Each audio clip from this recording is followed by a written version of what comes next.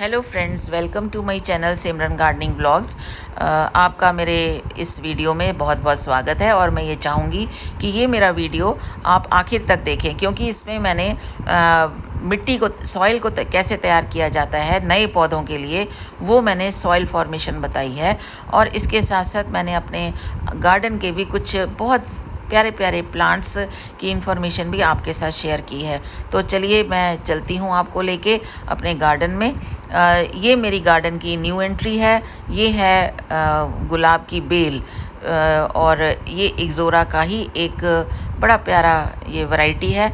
और मुझे ये इक्ज़ोरा से थोड़ा सा अलग लगा इसका, लेकिन इसका फ्लावर था उसके जैसे ही और गुच्छे में था, लेकिन ये बुशी सा ब्रश जैसे ब्रश टाइप होता है और आसपास लीव्स का इसका एक बुके टाइप बना हुआ था। तो इसको देखते ही मुझे ये पसंद आ गया और इसका मैं साथ वाली भी लेती, लेकिन एक ही सिंगल पीस था, तो इसलिए वो सिंगल पीस मैंने ले लिया।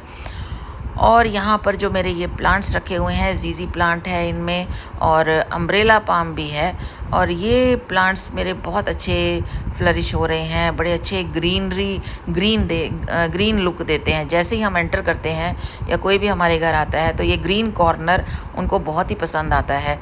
अम्ब्रेला पाम तो इतना प्यारा लग रहा है, इसका अब मुझे लगता है डोरमेंसी पीरियड ख़त्म हो गया है और इतना सुंदर ये निकल के आया है। इसकी भी पॉट मैंने चेंज की थी और अभी मैंने और चेंज करनी है, क्योंकि ये काफ़ी बड़ा हो गया और काफ़ी फैल गया है। तो मेरे पास ये दो हैं, अम्ब्रेला पाम और ये एलमेंडा के फ्लावर्स तो ख़त्म ही नहीं होने को आ रहे, टच वुड, और ख़त्म होने भी नहीं चाहिए। मेरे को फ्लावर्स बहुत अच्छे लगते हैं और इस बार तो ये इतनी प्यारी फ्लावरिंग हो रही है कि मैंने ये सोचा था कि इसकी मैं थोड़ी सी प्रूनिंग करूँगी, लेकिन जब प्रूनिंग करने आई तब ये फिर फ्लावरिंग कर रहा था, तो इसीलिए मैं रुक गई।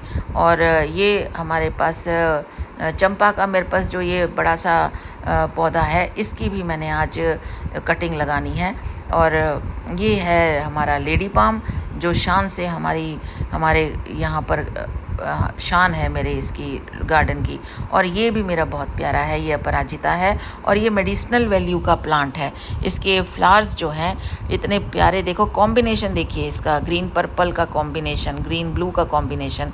और ये लास्ट ईयर मेरी बिल्कुल ख़त्म हो गई थी अपराजिता की, लेकिन मेरे पास कुछ सीड्स रखे हुए थे, इसकी फलियाँ जो निकलती हैं वो रखी हुई थी, उन्हीं से ही दोबारा मैंने ये फ्लावरिंग ये प्लांट लगाया और ये फ्लावरिंग हुई। और ये देखिए बिजी भी आ गई हैं। और मैं ये डिटॉक्स टी इसकी बहुत अच्छी बनती है। इनके फूलों को, अपराजिता के नीले फूलों को, और कोई फूल नहीं लेने, पीले, लाल, सफ़ेद नहीं, सिर्फ नीले फूलों को ही हमने चाय के लिए इस्तेमाल करना है। मैं इनको छाया में सुखाकर डब्बी में बंद करके रख लेती हूँ। और ये देखिए, ये सूर्य देवता बीच बीच में से अपनी झलक हमें देते हैं। और बिजी बी तो हैं ही हैं, मधुमक्खी तो हैं ही हैं हमारे पास, जो कि अपना काम कर रही हैं गार्डन में। ये कभी एक फ्लावर पे जाती हैं, कभी दूसरे फ्लावर्स पे। तो ये देखिए, ये मिट्टी की तैयारी हो गई है। मेरे पास पुरानी मिट्टी गमले में रखी हुई थी, तो पुरानी मिट्टी मैंने ली है और इसमें वर्मी कंपोस्ट में 2 पैकेट लाई थी नर्सरी से। और इसके अलावा मैं लाई थी इसमें नीम खली और बोन मील। तो ये वर्मी कंपोस्ट पीछे भी जब मैं लाई थी तो इसमें मेरे को पौधों ने बड़ा अच्छा रिस्पांस दिया था, प्लांट्स ने, तो इसलिए इस बार भी मैं यही वाला ही वर्मी कंपोस्ट लाई हूँ। और ये देखिए मेरे घिया की बेल है, राम राम करते ऊपर चढ़ी गई है छत पे। तो देखते हैं इसमें हमें ये फ्रूट देती हैं, और मैं तो मैनिफेस्ट करती हूँ खूब सारा फ्रूट दे, कि मेरे सारे फ्रेंड्स और मेरे आस पड़ोस में सबको इसके फ्रूट्स दे सकूँ, शेयर कर सकूँ उनके साथ। ये मैं नर्सरी से प्लांट्स लाई थी, इक्ज़ोरा प्लांट्स हैं 3, मैं इक्ज़ोरा प्लांट लाई थी और ऐसे ही रोज़ प्लांट्स भी लाई थी और छोटा सा प्यारा सा कोलियस लाई थी। और ये मैं फिर दोबारा आ गई अपने बुद्धा कॉर्नर पर। ये मुझे इतना प्यारा लगता है कि सुबह से शाम तक मैं इसको देखती रहती हूँ। सुबह जब मैं एक बार आती हूँ, और इसके पीछे जो एरिका पाम है वो बहुत ही डेकोरेटिव प्लांट है और बड़े प्यारे लगते हैं। और ये हमारा है क्रिसमस प्लांट, जो कि गर्मियों में बुरी तरह जल गया है। तो इस प्लांट को अभी हम हटाएंगे नहीं, लेकिन इस पॉट को मैं यूज़ करूँगी, जो मैंने जेल लगा कर रखी है एलोवेरा की, चंपा की। तो उसको मैं यूज़ करूँगी। और ये हिबिस्कस है, इसमें भी मैंने मिलीबग का ट्रीटमेंट किया था और अब ये देखिए कितना प्यारा बुशी हो गया है, बड़े अच्छे इसके पत्ते निकल आए हैं। और ये देखिए ये बैठे हुए हैं और बड़े मज़े से अपने जेड प्लांट अपनी पीठ पे लेके बैठे हुए हैं। ये मैं इनको जिराफ बोलती हूँ। जिराफ बैठा हुआ जिराफ है, ये खड़े हुए नहीं हैं, ये बैठ के आराम फरमाते रहते हैं।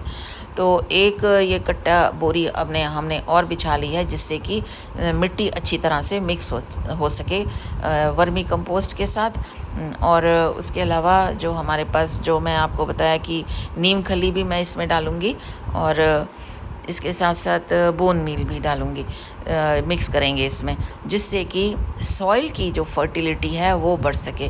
फर्टाइल सॉइल न्यू प्लांट्स के लिए बहुत ज़रूरी है।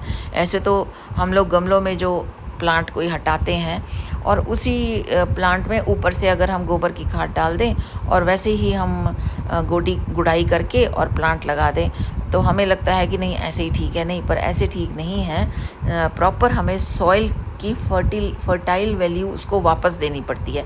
तो सॉइल की फर्टाइल वैल्यू वापस देने के लिए हमें कई चीज़ें उसमें मिलानी पड़ती हैं और इसके लिए हमें ये भी है कि प्रॉपर रेशो से भी मिलानी पड़ेगी। ये मेरे पास जो गमले की मिट्टी थी, ये गमले की मिट्टी मेरे पास 4 गमले जो मेरे पास थे, उसकी मिट्टी और साथ में 2 पैकेट वर्मी कंपोस्ट और ये देखिए ये नीम खली है और ये बोन मील है। तो इसके ये मैंने बनाई है। मेरे पास एक ज़ोरा प्लांट है, रोज़ प्लांट है और गुलदावदी की कटिंग जो मैंने लगाई थी वो अब उसमें रूट्स आ गई हैं, तो उनको भी उनके लिए भी यही मिट्टी तैयार करेंगे और इसी मिट्टी से हम न्यू प्लांट्स की ग्रोथ करने के लिए फर्टाइल सॉइल देंगे। तो फर्टाइल सॉइल देने के लिए पहले हमें इसको सॉइल में अच्छी तरह मिक्स करना पड़ेगा। इस मिट्टी को जब तक हम सॉइल में अच्छी तरह मिक्स नहीं करेंगे, प्रॉपर मिक्सिंग भी बहुत ज़रूरी है और प्रॉपर मिक्सिंग हाथ से होनी बहुत ज़रूरी है। लेकिन आज मेरा गार्डन हेल्प आया हुआ था तो उसने मेरी इसमें हेल्प करी, वरना अगर गार्डन हेल्प नहीं होता है तो मैं खुद अपने आप सॉइल की मिक्सिंग का काम करती हूँ। तो इस मिक्सिंग के लिए भी ये सोचिए कि बार बार अच्छी तरह मिक्स हो जाए। अच्छी तरह का मतलब है अच्छी तरह का कि बार बार उसको हाथ से मिक्स करना है। और कितने हमने कैसे प्लांट्स लगाने हैं, क्या करना है, ये मैं डायरेक्शन थोड़ी सी मैं इसको देती हूँ अपने गार्डन हेल्प को। लेकिन वो बड़ी अच्छी तरह मान भी लेता है, ये नहीं कि अपनी चलाता है, ये बड़ी अच्छी तरह मेरे साथ कोऑपरेट करके चलता है। ये देखिए थोड़ी सी इसने ये बोन मील रख ली, कहता है मैं अभी फिर दोबारा डाल दूँगा। मैंने कहा ठीक है।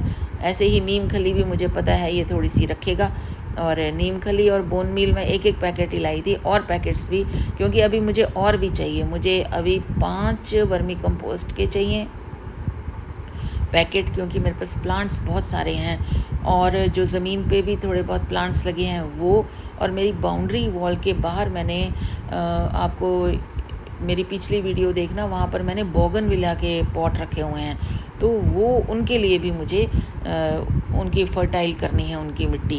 उनकी रीपॉटिंग तो नहीं करूँगी, लेकिन ऊपर से मिट्टी निकाल कर, थोड़ी थोड़ी मिट्टी निकाल कर, और जो ये फर्टाइल मिट्टी हम दोबारा बनाएंगे तो उसको उस मिट्टी को हम उसमें यूज़ करेंगे।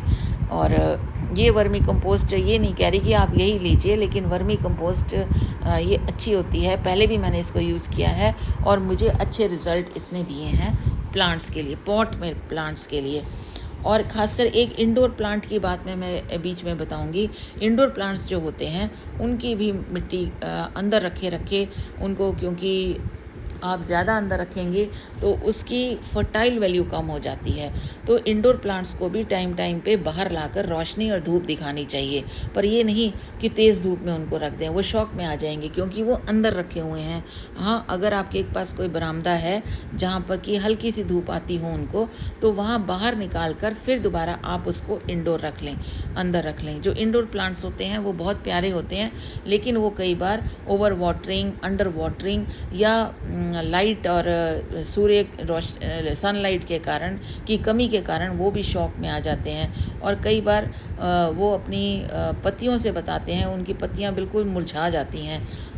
मेरे पास वाटर प्लांट मैंने बनाए हुए हैं जो मनी प्लांट हैं, तो उनको भी मैं बाहर हल्की सी रोशनी में रखती हूँ। ये नहीं कि ज़्यादा धूप में रख दें, पानी उबल जाए उसका और वो उसकी रूट्स ख़राब हो जाएं। तो ये देखिए कितना प्यारा ये रोज़ मुझे मिला।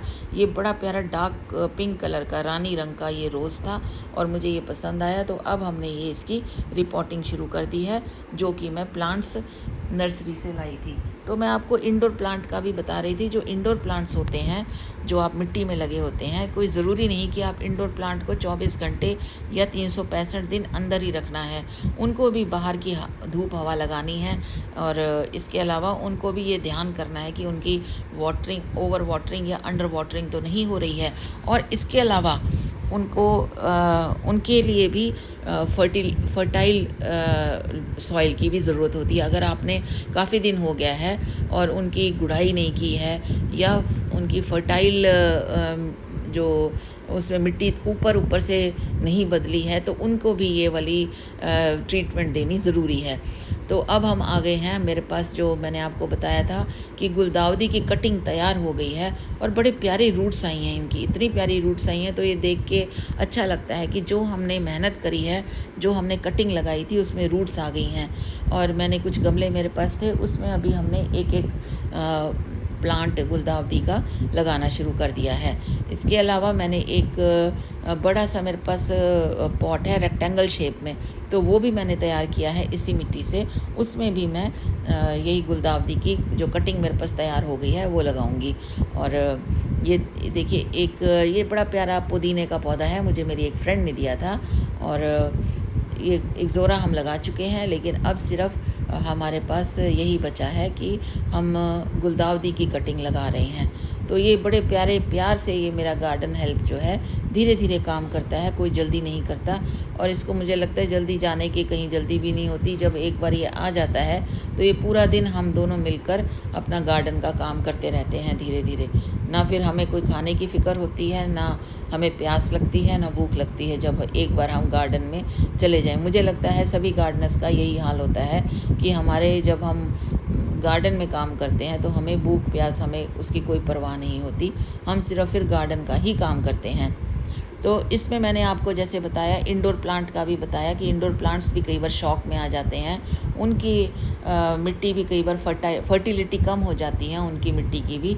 तो हर चीज़ को, हर इंडोर प्लांट्स का भी ध्यान रखना चाहिए। इंडोर प्लांट्स को कभी कभी हवा में, फ्रेश एयर में और सनलाइट, हल्की सी सनलाइट, ज़्यादा सनलाइट नहीं, क्योंकि वो अंदर रखे होते हैं, तेज़ धूप में रखेंगे तो वो मर जाएंगे। अंडर वाटरिंग, ओवर वाटरिंग, सबका ध्यान रखना होगा। और ये देखिए ये हमारी शुरू हो चुका है ये हमारा गुलदाउदी का। और बस गुलदाउदी के लगाते ही फिर मेरे पास जो बड़ा पॉट है उसमें हम गुलदाउदी लगाएंगे। और बहुत अच्छा लगता है जब हमारी मेहनत जब रंग लाती है। और इसके साथ साथ हमें ये भी देखना है कि हमारे पास जब ये अब गुलदाउदी का सीज़न है, जहाँ भी जाओ, मैं नर्सरी में गई थी, उन्होंने भी मुझे कहा गुलदाउदी की पौध ले जाओ, लेकिन मेरे पास क्योंकि गुलदाउदी की कटिंग थी और मैंने कटिंग से ही पौध तैयार की हुई थी, इसलिए मुझे गुलदाउदी की पौध की ज़रूरत नहीं थी। और मैं बड़ा प्यारा अपना गुलदाउदी की कटिंग करके ये काम कर रही थी। और तो धीरे धीरे हमारा ये काम अब कंप्लीट हो रहा है। और इसके बाद मैं साथ मैं आपको अपनी ये जो बोनसाई हैं और दूसरे प्लांट्स हैं वो भी दिखाऊंगी। तो ये दिखाने के साथ साथ ये देखिए ये मेरी जो घिया की बेल है, ये भी काफ़ी बीच बीच में आ जाती है अपनी झलक दिखाने। और ये मेरे पास जो चंपा की जो 2 मैंने कटिंग ली हैं, उसको जेल लगाकर, एलोवेरा जेल लगाकर रख दिया था और थोड़ी देर बाद इसको लगाएंगे। और ये मॉस्टिक मैं लाई थी, ये मैं प्लांट लाई थी पार्क में जब मैं गई वॉक में, तो मुझे ये एक लंबी सी बेल मिली, उसको मैंने 2 कट करके 2 पॉट्स में लगा दिया। और अब ये इतनी अच्छी फैल गई है कि अब ये बहुत मेरा 2 ग्रीन पॉट मेरे तैयार हो जाएंगे। और इसको मॉस स्टिक से अब बांधने का टाइम आ गया है। और इनके लिए स्पेशली मैं लाई हूँ 2 मॉस स्टिक, 4 लाई थी, 2 मॉस स्टिक इनके लिए और 2 मॉस स्टिक पान के पौधे के लिए। पान का प्लांट भी एक लाई थी, लेकिन वो उसकी जो स्टेम है वो दूसरे पॉट में, साथ वाले पॉट में गिर गई और वहीं से ही वो शूट, उसकी रूट शूट हो गई और उसने रूट बाउंड कर ली। तो मेरे को अपने आप ही दूसरा पान का जो है वो प्लांट मिल गया। मैंने पान का प्लांट पहली बार ट्राई किया है, कभी भी नहीं लगाया। और ये मुझे इसलिए भी अच्छा लगा कि इसकी लीव्स की शेप बड़ी प्यारी है, इतने सुंदर, जैसे वही पान का जो पत्ता होता है तो वो पान के पत्ते की मुझे शेप बिल्कुल हार्ट शेप लगती है। तो इसीलिए मैंने उसको अपने गार्डन में उसको जगा दी, और जिससे कि वो भी एक ग्रीन लुक देगा। तो ये अब इसकी जो मॉस स्टिक का काम है ये पूरा हो चुका है। अब इसके बाद हमारे पास आएगा गुलदावदी का, जो मैंने रेक्टेंगुलर जो मैंने तैयार किया है पॉट। तो ये बड़ा प्यारे 2 चल चुके हैं। ये अभी कितने दिन पहले मैं लाई थी, शायद 15 दिन पहले मैं लाई हूँ, और उन्होंने इतनी अच्छी ग्रोथ दिखाई मुझे इन दोनों प्लांट्स ने। तो कई बार कोई प्लांट्स होते हैं वो एकदम से जो बदलती हुई जगह है, बदली हुई जगह, उसको अडॉप्ट कर लेते हैं। तो इन प्लांट्स ने एकदम से मेरे जो लॉन को या मेरे गार्डन को अडॉप्ट कर लिया, उनकी परिस्थितियों को, उनकी कंडीशंस को। तो ऐसे प्लांट बहुत ही अच्छे लगते हैं जो जल्दी से अडॉप्ट कर लेते हैं। तो इस तरीके से ये वाली जो हमारे मॉस स्टिक हैं ये लग गए हैं। और मैंने इसको कहा ध्यान से लगाना, उसके रूट्स में ना को नुकसान हो, साइड पर ही करना, और बड़े ध्यान से करना चाहिए, क्योंकि अगर रूट्स को नुकसान हो गया तो फिर ख़राब होने का डर रहता है, इनके मुरझाने का डर रहता है। तो जब भी हम मॉस स्टिक भी लगाते हैं तो साइड पे लगानी चाहिए। मॉस स्टिक इसलिए लगाई जाती है क्योंकि प्लांट्स को मॉइस्चर प्लांट्स में बना रहे, ख़ासकर गर्मियों में, क्योंकि गर्मियों में जो गर्मी का मौसम होता है उसमें बहुत ज़रूरी होता है मॉस स्टिक ही उनको ये नरम जो इनकी स्टेम होती है इन्हीं को मॉइस्चर देता है। तो ये 2 पॉट्स मेरे बहुत प्यारे तैयार हो गए हैं, और एक हमारा बस अब ये इसका गुलदावदी की कटिंग थोड़ी सी रह गई थी, जिसको हमने एक मेरे रेक्टेंगुलर पॉट था, तैयार हो गया था। इनको मैंने बड़े प्यार से सहलाया, और कि अब ये मेरा एक मॉस स्टिक के साथ फर्स्ट क्लास तैयार हो गया। देखिए कितने प्यारे लगते हैं मॉस स्टिक के साथ ये लगे हुए। और ये डेकोरेटिव प्लांट्स भी हैं, ये इंडोर प्लांट भी है, इसको आप अंदर भी रख सकते हैं। इसी के बारे में बता रही थी कि अगर आप इनको अंदर रखते हैं तो इनको भी धूप हवा दिखानी बहुत ज़रूरी है। ये देखिए, ये मेरा एक गुलदावदी के लिए एक और मैंने ये रेक्टेंगुलर शेप का जो मेरे पास है ये तैयार किया है। और धूप कितनी तेज़ हो रही थी, लेकिन फिर भी हमें अच्छा लग रहा था, बड़ा मज़ा आ रहा था काम करते हुए। और ये अब मैं अभी आपको रूट्स दिखाऊंगी। पता नहीं मुझे उनकी रूट्स देखकर क्यों कितनी खुशी हो रही है, क्योंकि इसकी कटिंग लगाई थी, और एक बार कटिंग लगाने के बाद जब वो रूट बाउंड हो जाते हैं तो उस रूट बाउंड के बाद होने के बाद, और जब हम इनको ट्रांसप्लांट करते हैं दूसरे पॉट में फ्लावरिंग के लिए, अब हम इनकी फ्लावरिंग पर ध्यान देंगे। जैसे ही ये मिट्टी में लगेंगे उसके बाद से अब फ्लावरिंग पे ध्यान दूंगी। ये छोटे छोटे कबूतर मेरे, देखो ये इसमें मैंने जेड स्टिक्स लगाई हुई हैं, पर इसमें थोड़ी सी मिट्टी कम हो गई है, तो 2 चुटकी मिट्टी भी डालूंगी तो इसमें ठीक हो जाएगा। तो ये बहुत प्यारे लगते हैं। और ये मैंने बॉन्साई ट्रे में रखी हुई हैं, ये छोटे छोटे सैरामिक के बर्ड्स लाई थी मैं। तो ये इतने प्यारे लुक देते हैं ना कि इनको जब मैं यहाँ पर रखती हूँ, देखती हूँ, तो बड़े मन को तसल्ली मिलती है। और गार्डन का काम जिस दिन कर रहे हों उस दिन तो ऐसे लगता है कि पता नहीं हमने क्या कर लिया, स्वर्ग पा लिया। तो ये देखिए, ये मिट्टी जो अभी हमने तैयार की थी, ये इसमें अब ये इसकी गुलदावदी की कटिंग लग रही है। और एक प्लांट तो इतना सुंदर था, वो ट्विन हो गया, मतलब हमने एक ही कटिंग लगाई थी लेकिन वो ट्विन्स बन गए। और इतना अंदर से उसकी जो रूट्स थी वो भी इतनी प्यारी डेवलप हुई कि हमने फिर उनको बीच में से, मैंने उसको कहा थोड़ा सा हल्का सा करके अलग करके उसके 2 पौधे बना दिए। इतना प्यारा वो लगा मुझे कि देखो हमारी मेहनत, और जो हम मेहनत कर रहे हैं और जो ये प्लांट्स हमारे साथ मेहनत कर रहे हैं। प्लांट्स भी तो हमारे साथ मेहनत कर रहे हैं ना, जब हम कटिंग लगाते हैं उनकी तो प्लांट्स भी शौक में आ जाते हैं, तो वो भी हमारे साथ पूरी मेहनत करते हैं। ये देखिए, ये वाला प्लांट एक स्टिक लगाई थी और ये ट्विन स्टिक्स हो गई हैं। तो ये फिर हमने अलग करके इसको 2 तरह के लगाया। इसकी रूट्स इतनी प्यारी थी, ये देखिए इतना प्यारा इसकी स्ट्रॉन्ग रूट्स आ गई थी। तो मुझे ये अच्छा लगा और मैंने कहा जल्दी से इसको बस मिट्टी में लगा दो, ज़्यादा हवा नहीं लगनी चाहिए। तो ये धीरे से इसको अलग किया और इसको अब हमने लगा दिया। तो आज की मेहनत बस इतनी ही थी मेरी। मुझे बहुत अच्छा लगा कि आप सब लोग ने मेरा साथ दिया और आखिर तक मेरी वीडियो देखी। और ये रिक्वेस्ट इसलिए करनी पड़ती है क्योंकि हम जो वीडियो बनाते हैं वो आप सबके लिए ही बनाते हैं। आज की वीडियो मेन सॉइल फॉर्मेशन की थी, इसमें आपको ये बताना था। और थैंक यू आप सबका कि आप मेरे साथ जुड़े और आपने इतना मेरा साथ दिया। और आखिर तक जिन्होंने मेरा साथ दिया उसका बहुत बहुत धन्यवाद। और आगे भी आप मेरा ऐसे ही साथ देते जाइए, जिससे कि और कमेंट्स भी ज़रूर करना, जिससे कि मेरा हौसला बढ़ा रहे।